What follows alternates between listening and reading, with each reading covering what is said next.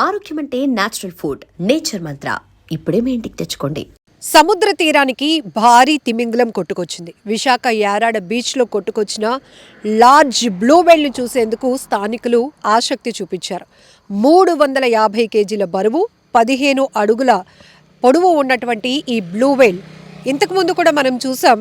అక్కడ పరవాడ బీచ్ కావచ్చు, అప్పికొండ, యారాడ ఇట్లాంటి బీచ్ ప్రాంతాలకు తరచుగా పెద్ద పెద్ద తిమింగలాలు, కలేబరాలు కావచ్చు, లేకపోతే అవి చనిపోతూ కొట్టుకురావటం, కొన ఊపిరితో ఉంటూ కొట్టుకురావటం, మళ్ళీ మత్స్యకారులు వాటిని ప్రొటెక్ట్ చేసి నీటిలోకి పంపించే టైంకే అవి మళ్ళీ చనిపోతూ ఉండటం, ఇవన్నీ మనం రెగ్యులర్గా చూస్తూనే ఉన్నాం.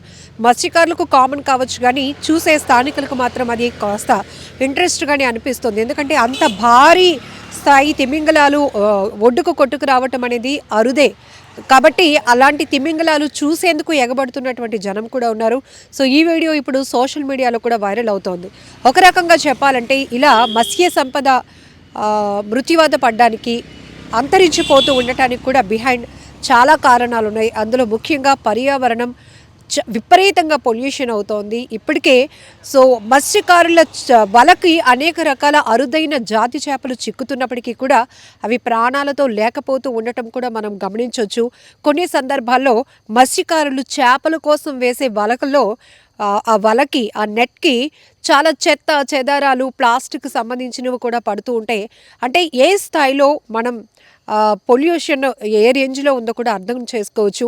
ఇప్పటికే తీర ప్రాంతాలు కూడా పొల్యూట్ అయిపోయినటువంటి పరిస్థితిలో పూర్తిగా జనావాసాల నుంచి వస్తున్న వ్యర్థాలు కూడా సముద్రంలో కలిసిపోతూ ఉండటం వల్ల కూడా ఆ ప్రాంతంలో తీర ప్రాంతం రంగు మారిపోతున్నాయి.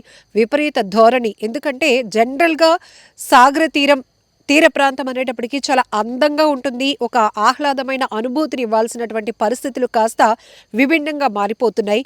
ఇప్పుడు ఇవన్నీ ఎందుకు చెప్పుకోవాల్సి వస్తుందంటే, సో సముద్ర గర్భంలో కావచ్చు, లేకపోతే ఇక్కడ జరుగుతున్న పొల్యూషన్ ఏదైతే ఉందో అది కాస్త వెళ్ళి మళ్ళీ సీ వాటర్లోనే కలవటం వల్ల కూడా అనేక రకాల మత్స్య సంపద నాశనం అయిపోతుంది.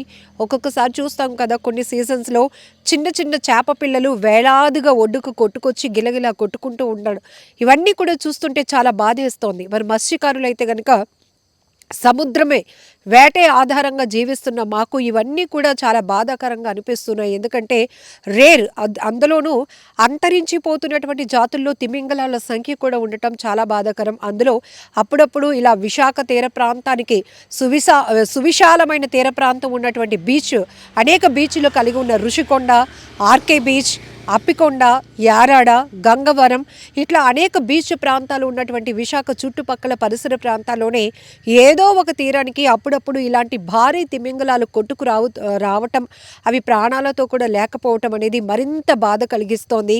ఏది ఏమైనప్పటికీ కూడా అది బ్రతుకున్నా చనిపోయినా వాటిని ఆ స్థాయి బరువు కలిగినటువంటి 350 కేజీలు 400 కేజీలు బరువు ఉన్నటువంటి భారీ తిమింగలాలు కూడా ఒడ్డుకి అలా కొట్టుకొస్తూ ఉండటం, ఆ విజువల్ని చూసేందుకు కూడా స్థానికులు ఆసక్తి చూపిస్తుంటే, మరోవైపు మత్స్యకారులు చాలా ఆవేదనతో, బాధతో దాన్ని మళ్ళీ లోపలికి పంపించే ప్రయత్నమే చేస్తున్నటువంటి పరిస్థితులు ఉన్నాయి.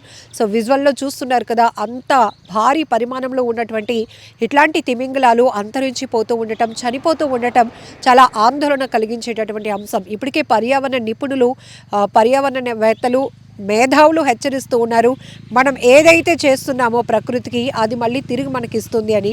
మనం మంచి చేస్తే ప్రకృతి నుంచి మనం అంతకన్నా మంచి ఫ్రూట్స్ తీసుకోగలుగుతాం. కానీ ఆల్మోస్ట్ డెవలప్ పేరుతో కావచ్చు, ఇంకొక దాంతో పేరు కావచ్చు, పొల్యూషన్ అనేది విపరీతంగా పెరుగుతోంది. సో మానవ తప్పిదాల వల్ల కావచ్చు, మానవ అవసరాల కోసం చేస్తున్న డ్యామేజ్ వల్ల కావచ్చు, జీవరాశులు అంతరించిపోతున్నటువంటి పరిస్థితి చాలా బాధాకరం. కానీ దీనికంటూ ఒక సొల్యూషన్ అనేది రావాలి. కాబట్టి సో అందరూ కూడా జాగ్రత్తగా ఉండాలంటూనే మరొక వైపు ఎన్జిఓస్ కానీ కొన్ని సొసైటీలు కూడా పెద్ద ఎత్తున పర్యావరణం పరిరక్షణ పైన అవగాహన కల్పిస్తూనే ఉన్నారు.